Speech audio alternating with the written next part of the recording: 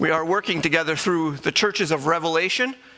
And if you're not familiar with this portion of Scripture, the first 3 chapters of Revelation are letters to 7 churches.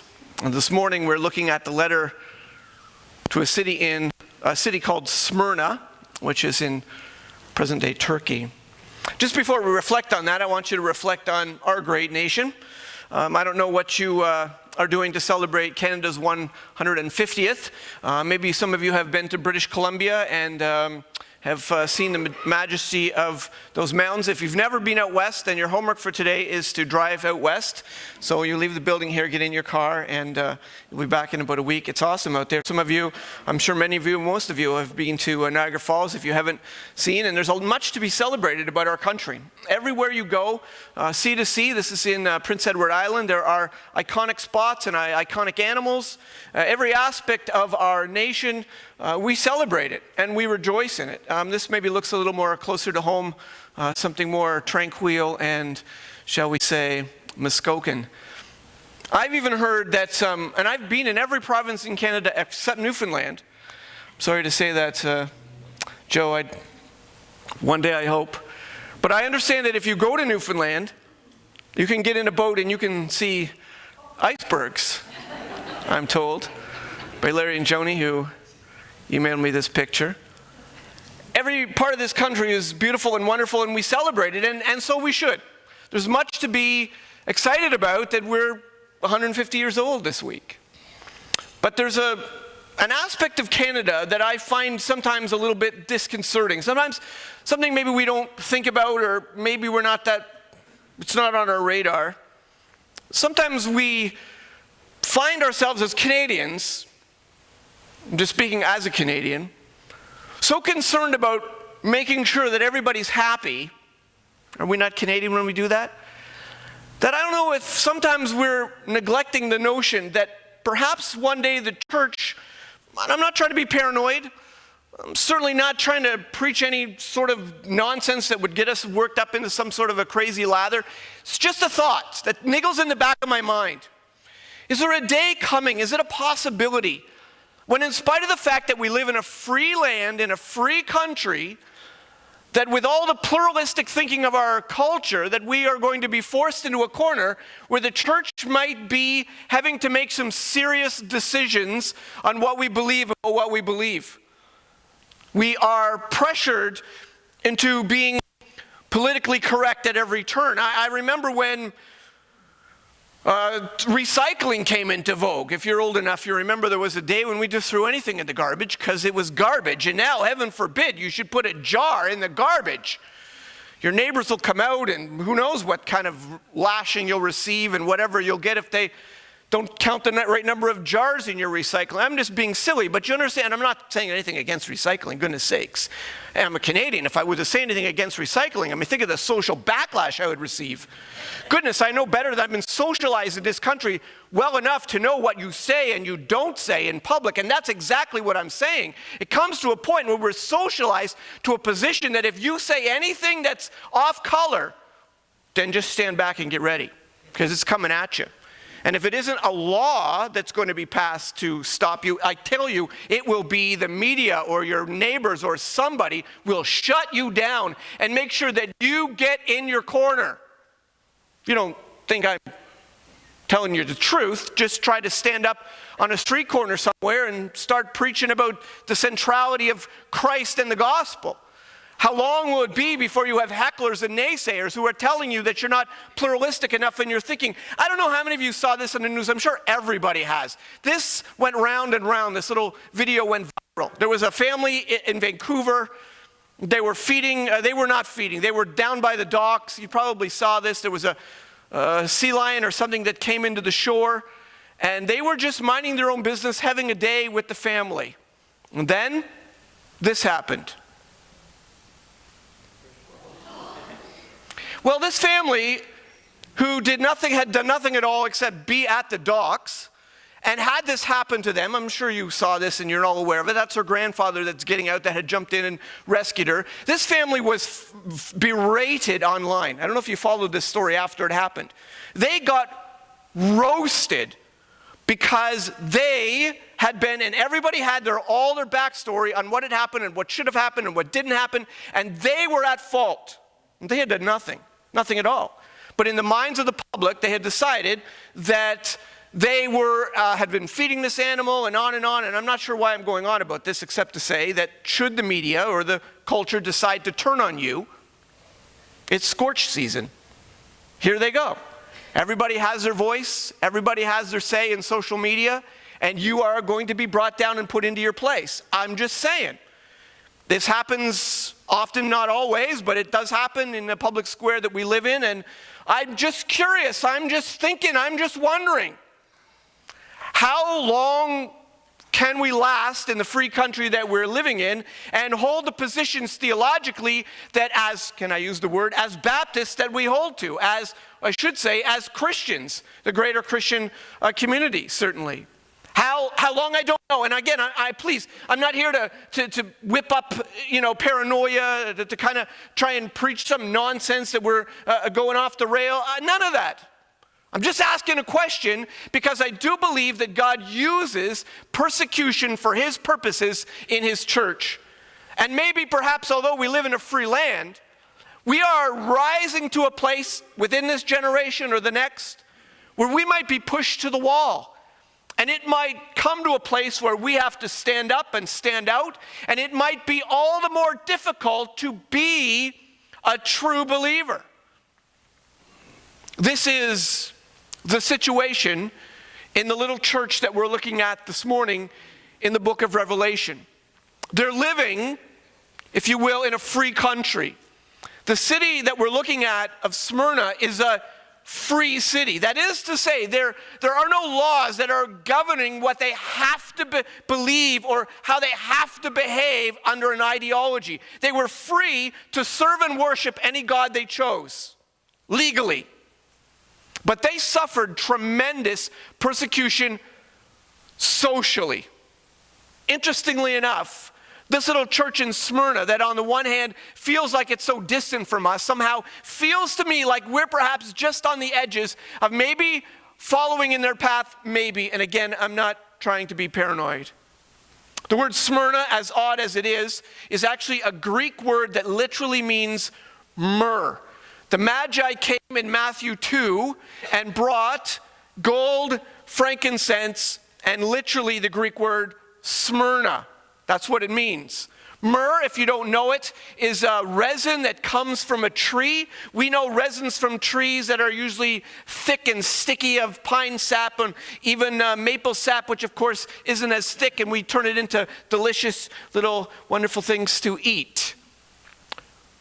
The resin that comes from the myrrh tree is thick and stodgy, and as it bubbles out, it becomes crystallized, and you can pick off these little nuggets almost like stones, and they actually have no scent at all. But when they're crushed, there is a fragrance, there is an oil that is derived from it that is unique, that in the day and the first century was actually a commodity from which they could buy and sell with this product. Interestingly enough, as I said, you only get the fragrance from crushing the myrrh. And also that myrrh is most primarily used, not only exclusively, but predominantly used at a funeral, at a time of a death, and brought to wrap the body of the dead. Interestingly enough, the church in Smyrna, which is being persecuted, is called myrrh, whose fragrance is known as it's crushed, and whose use is in a burial. And here this church has got their back against the wall as they stand against the tide of the culture in a free city when all of society is turning against them because they stand for the truth. Revelation 2 verse 8. To the angel of the church in Smyrna write. Again, we've had this discussion, and I'll just repeat this probably the last time. This notion of this mention of an angel is possibly and potentially talking to the pastor, the leadership of the church. It could literally be an angel, a guardian angel of the like. I guess it's sort of loose on that regard. To the angel of the church in Smyrna write the words of the first and the last who died and came to life. This is how the letter begins to this church.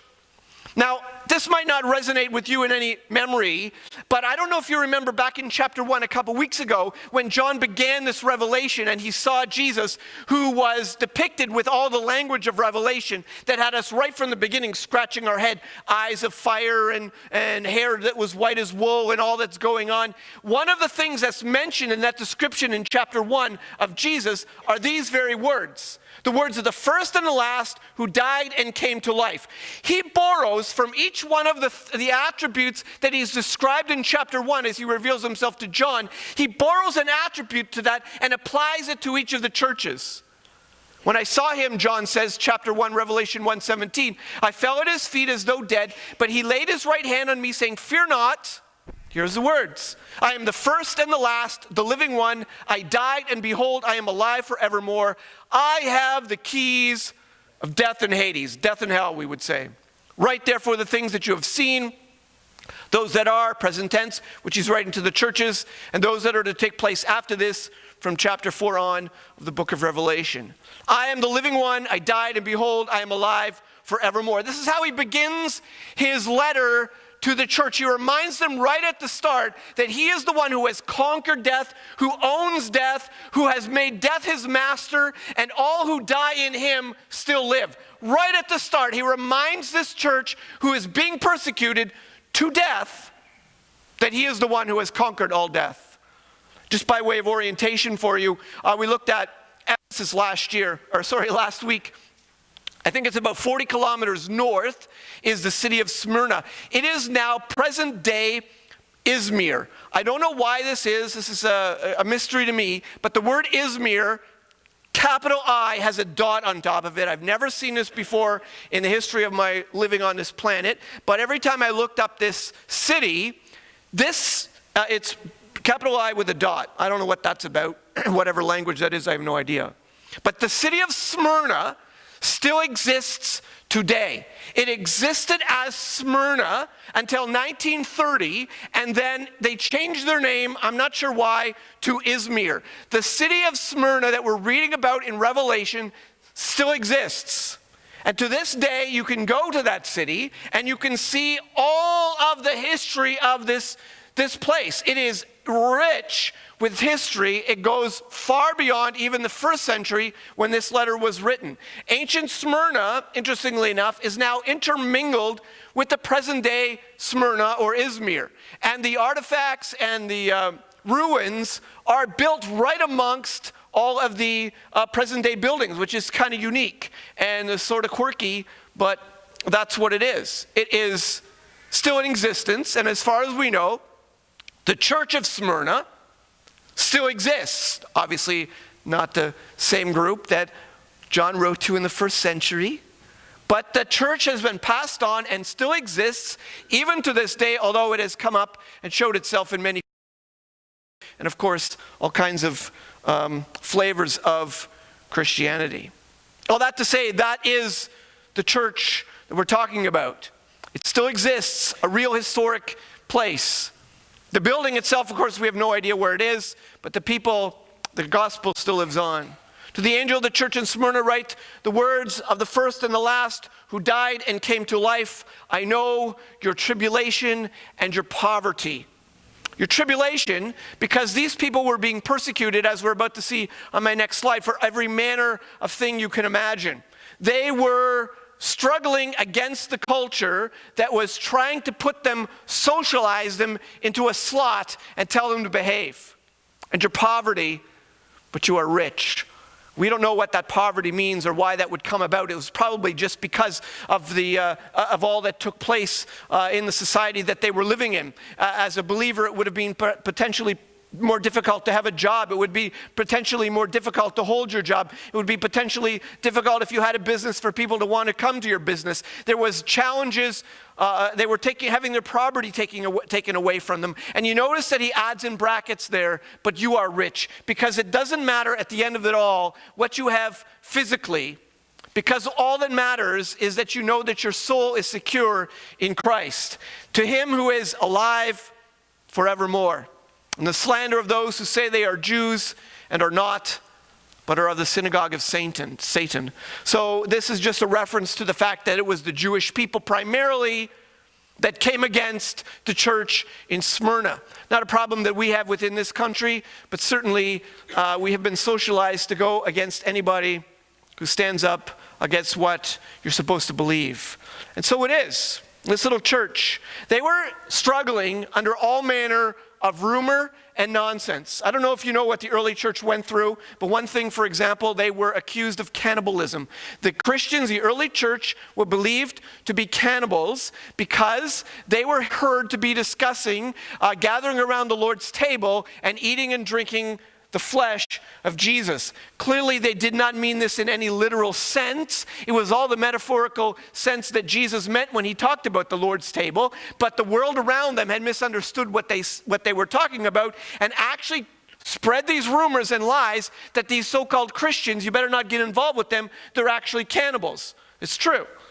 They're also believed to be atheists, if you can believe that, who believe and serve a god, are called atheists because they did not bow down to the emperor as God, who was the supreme God within the culture. And so socially, although they were free to worship whatever they wanted, they defied the culture to actually serve a God that they said was invisible, a God who had risen from the dead of all things, which is impossible, as you know, because you live in such a secular society that you've been told that yourself, that it just can't be done, and it's not a reality, so why would you believe such foolishness?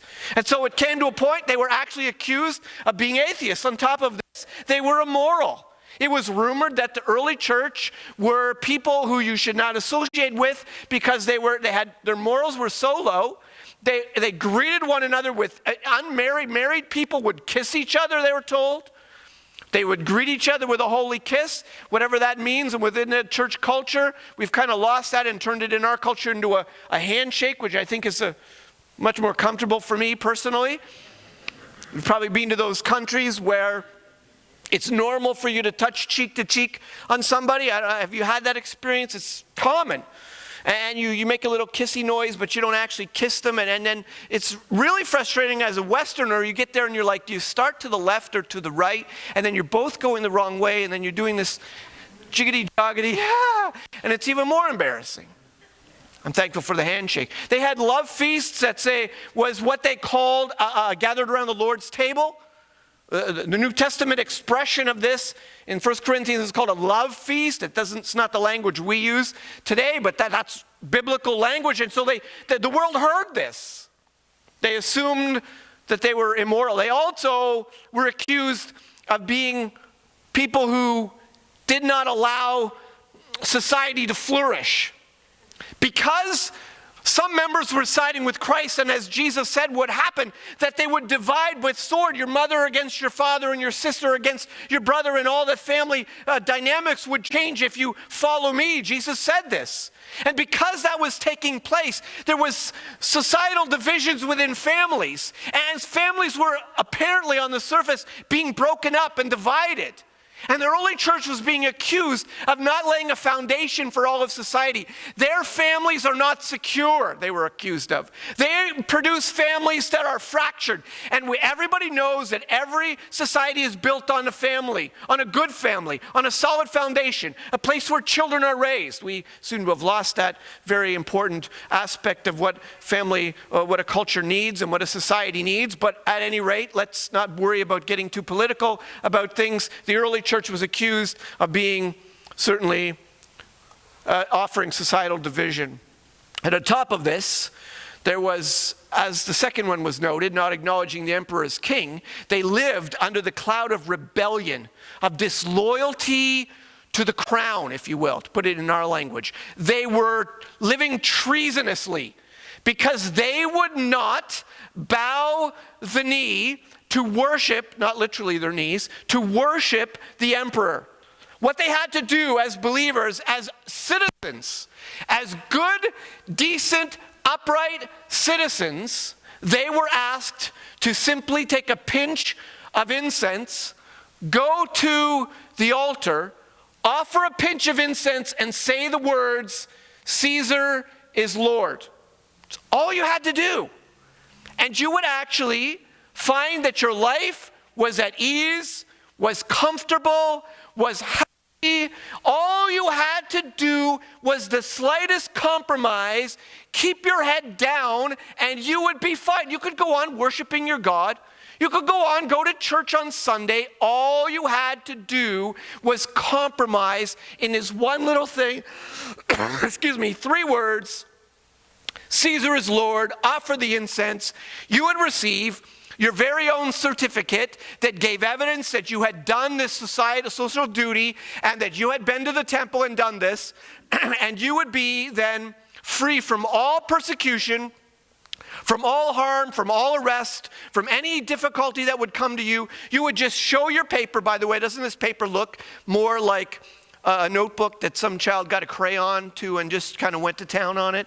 Can you even read that? That's actually legible if you know Greek. And you would receive this certificate, and then you would be allowed to live a happy life. I sometimes wonder if we have not been socialized to the point, as Canadian Christians, to keep our big hairy lips shut when we actually probably should say something, but for the sake of just keeping our heads down, making sure we don't have any flack from all the people that might, stand against us, if we're not just a little bit too silent sometimes. I'm just asking a question. I'm not accusing anybody.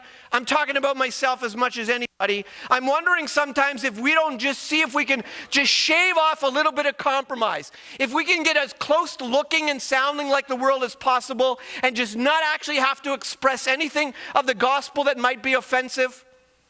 I don't know if sometimes we have come to that place within our church life where we are willing to compromise as they were forced to or tempted to. This is what he says in verse 10. Do not fear what you are about to suffer. Behold, he's talking to the church in Smyrna. How do you like this for news? Behold, the devil is about to throw some of you into prison, that you may be tested for 10 days. You will have tribulation. Be faithful unto death. Oh, this is good news. And I will give you the crown of life. How exciting is this? You get a letter from John. John says, by the way, I've got a brand new letter, and it came from Jesus, and part of in this book, there's a letter to you. Oh, you open it up, and you get on there at church on a Sunday morning. Guess what? Jesus wrote a letter to us, and these are your words. Wow, this is exciting. By the way, there are only 2 churches in the 7 churches that do not have something negative said against them, and Smyrna is one of them. All that they're told is this. You are about to be thrown into prison. You are going to be tested for 10 days. Some of you are going to die. I don't know about this 10 days. I wrestled with this and read as much as I could on this week. Some people think that this means you'll have tribulation for 10 days. Why wouldn't you think that? It's what it says. Having looked at church history, we know that the church at Smyrna and the like around, they had suffered for a little more than 10 days. It could be 10 epochs of time. I don't know. Let your imagination go. When there's no key to unpack a little part of that in Revelation, our minds are left to fill in the blank, and sometimes that's unfortunate. But I want to just point out to you one little test that comes and lasts for 10 days that we do know in the book of Daniel. You might remember this if you're familiar with Daniel. Daniel said to the servant whom the chief of the eunuchs had assigned over Daniel, Hananiah, Mishael, and Azariah. They had been taken captive, if you remember, from Israel and brought to the foreign country of Babylon. And they had been socialized now to be Babylonian. And they had been forced to eat food that was against their Jewish laws. So Daniel said to the servant, test your servants, meaning my friends, the 4 of us, for 10 days. Let us be given vegetables to eat and water to drink, and let our appearance and the appearance of the youth who eat the king's food be observed by you, and deal with your servants according to what you see. So he listened to them in this matter and tested them for 10 days. And at the end of 10 days, it was seen that they were better in appearance and fatter in flesh than all the youths who ate the king's food. There was a test of 10 days, and they came out the other side victorious. I personally think that's sort of the reference that you're getting here in Revelation, because at the end of it all, that's all that matters. You are going to have a test for 10 days, whatever length of period of time, calendar days, months, years, I don't know. But I can tell you this church that was written, the letter that was written to this church in the first century is written to us in the 21st century. Although it was literally written to Smyrna, it applies to us today. The verses that we're reading right now of this persecution for 10 days, here's my question to us. Will we come out the other side if and when persecution comes? How will you arrive at the other side of the persecution? Are you going to be one who gives in, who bows the knee, who gives in to social pressure? Or will you stand to the truth? I know where things are heating up. I don't know if you saw this in the news earlier this week. I don't watch American news, and I'm not trying to get political by any stretch. And if you saw this, did I say earlier this week? It was earlier this month. Bernie Sanders on your right, no, your left, whatever that is, that side. Bernie Sanders was at a confirmation hearing with Russell Voigt. I don't know if you're familiar with what took place. Again, I'm a little bit ignorant because I'm living on the wrong side of the border, and I'm only repeating what I think I understand, so I apologize if I got some points wrong here. But he was being drilled, if the word is, in regards to his coming up to the position that he was being asked to fill as Deputy Director of the Office of Management and Budget, whatever that means. So part of this is for him to come before a confirmation hearing and have questions put to him. And Bernie Sanders grilled this man. Do you know why? Because he was a Christian. That's all it was. Bernie Sanders began to pull something of a blog that this man had written. He was and is a professor at Wheaton College, which is a Christian college in Illinois, who had just gone through some turmoil in regards to one of the professors who had made a claim that the God of Islam and the God of Christianity was the same God. And so with in-house, Wheaton College came to grips with all of this, and I'm getting a little more into the story than I need to, and this man was involved in this discussion, and he had blogged some blogs making the audacious statement that Jesus was the Son of God and the way to God. And anybody who doesn't adhere to Jesus does not worship and serve the same God that Jesus worshiped and served. And all Christians worship and serve the God of Jesus, and I'm not quoting him, but that's the gist of it. And so therefore, this guy got grilled publicly. And these words were thrown at him. And Bernie Sanders were saying that his position was indefensible, that it was hateful. He was accusing him of being Islamophobic. Did I say that word correctly? He was making statements that were just abhorrent. And this man should not serve in public office because he held to a position that Jesus was the only way. This is true. This happened just earlier. Now again, the other side of the border, we're all thankful that they're in a country where Bernie Sanders was wrong, because the Constitution allows everybody freedom of religion, and Bernie Sanders was the one ultimately who got roasted for taking that position. But I guess I'm digressing. I'm just trying to make the point. Does anybody but me begin to feel the heat turning up in our culture? Has anybody noticed that it's starting to get a little more challenging for us to keep our heads up? Or have you just so compromised your own heart? Are you so willing already in your own minds and spirits that it doesn't even matter to you? You've become so lackadaisical to truly living out your faith that you don't even notice what it looks like to stand up and stand out, because you don't. And maybe it's too easy for you. Let me give you a quote by Bernie Sanders in this regard. I don't know how many Muslims there are in America. I really don't know, probably a couple million. Are you suggesting that all these people stand condemned? What about the Jews? Bernie Sanders is a Jew, by the way. What about the Jews? Do they stand condemned too? What kind of a question is this? This has nothing whatsoever to do.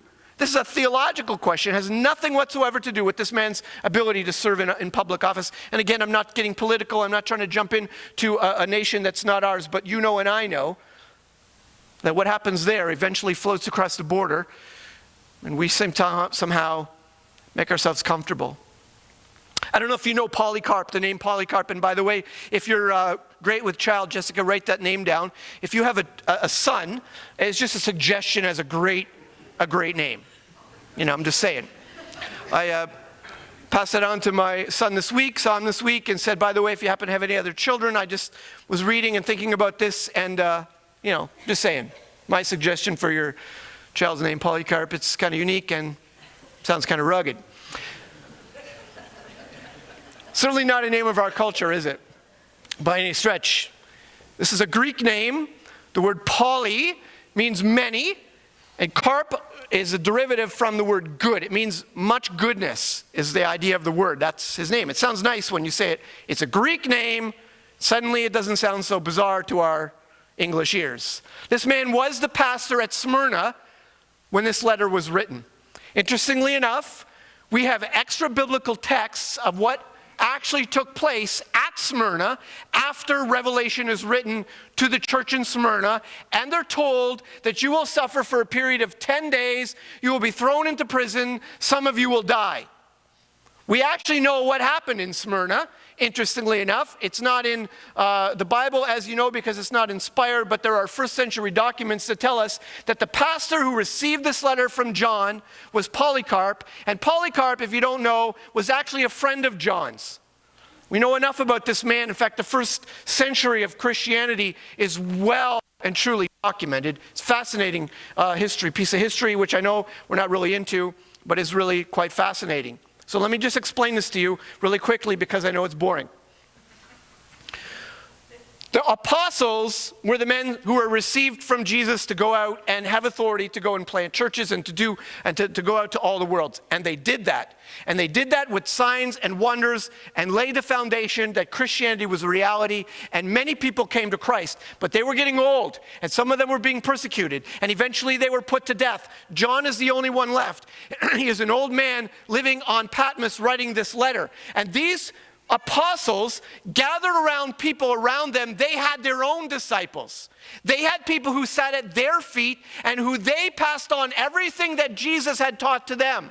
We call these group of men in history, we call them our church fathers. Okay? It's just the first generation after the apostles are called the church fathers. These are the men who began.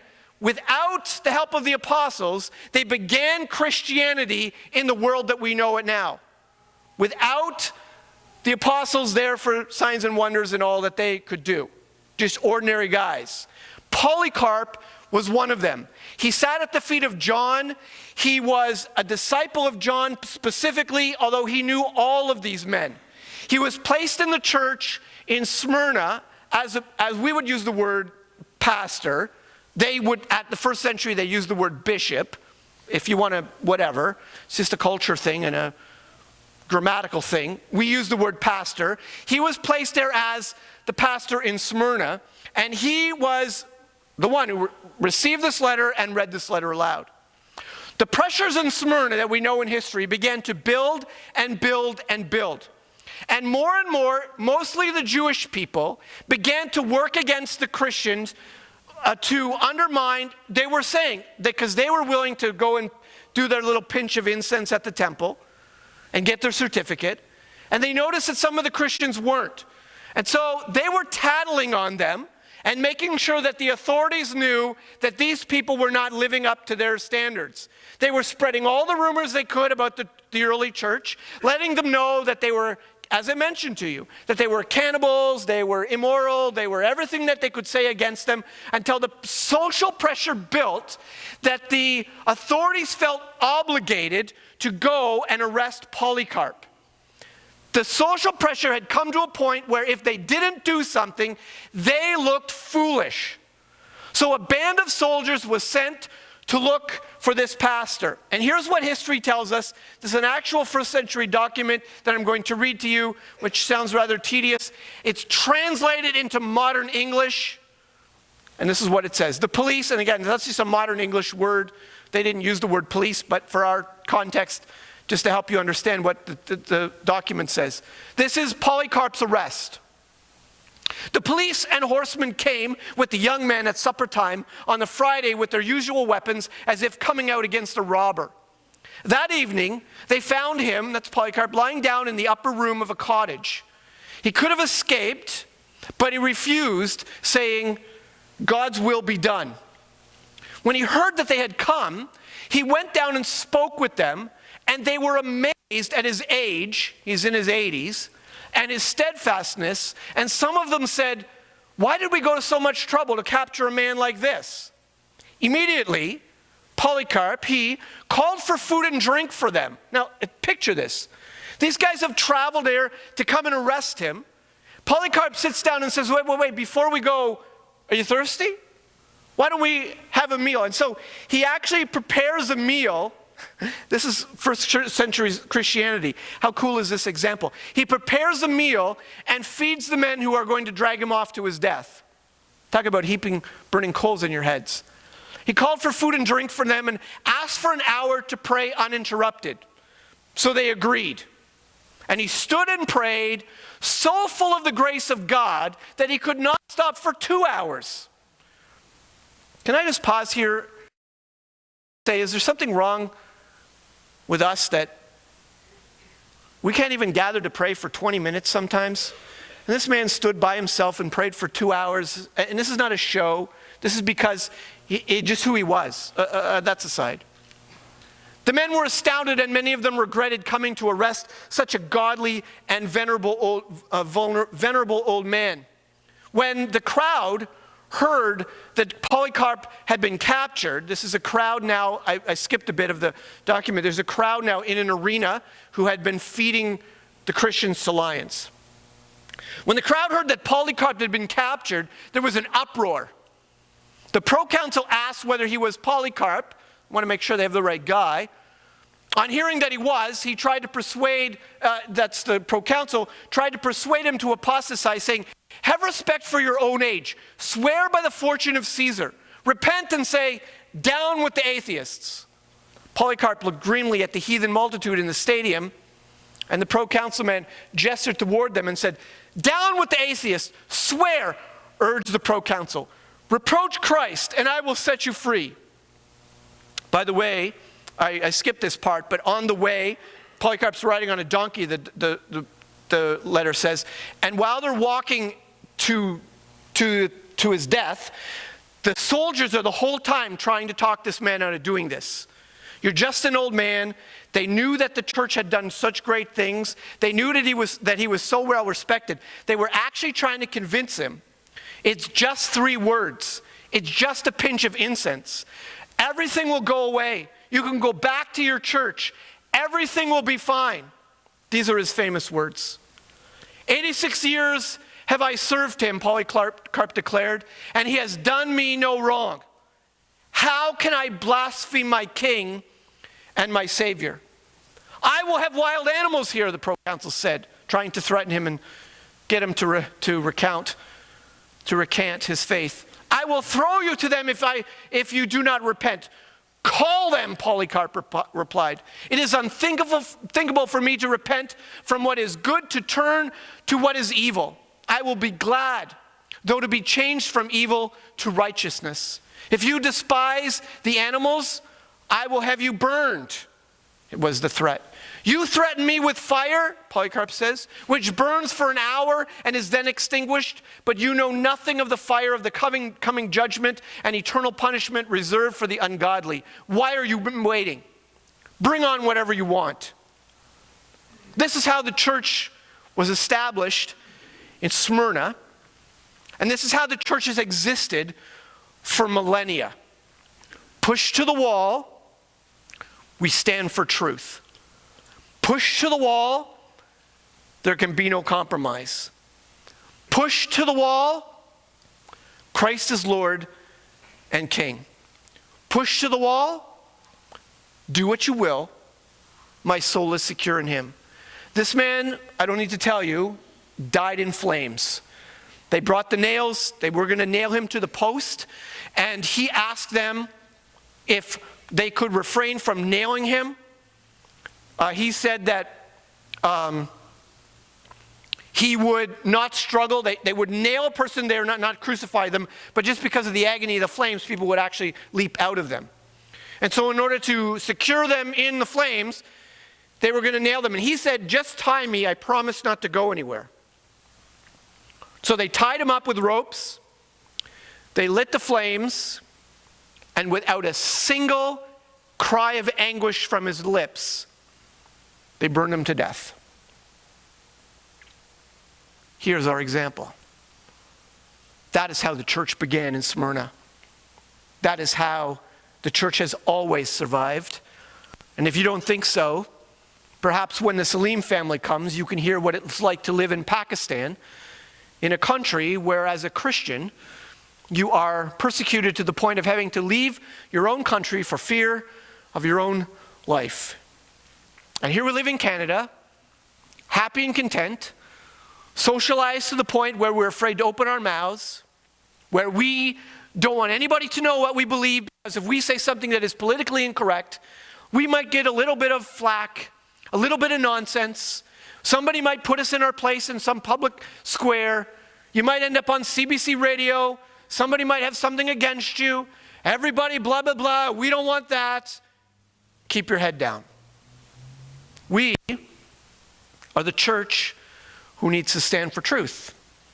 We are the church of this generation who needs to be sure of what we stand for and what we believe.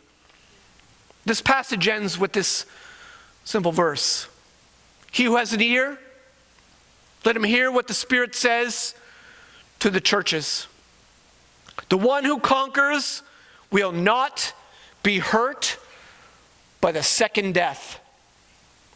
Now, that's the way the little letter began. I'm the one who has victory over life. I'm the one who has victory over death. I'm the one who has conquered. And he ends, the one who conquers will not be hurt by the second death. If you're not sure what that little second death means, the key to that phrase is found within the book. Often these little phrases and things about Revelation, if you're not sure what this means, if you're patient enough with the book, somewhere it explains itself. You take that key and you apply it throughout the book, and the book actually makes a little more sense. Death and Hades were thrown into the lake of fire. This is the second death. The lake of fire.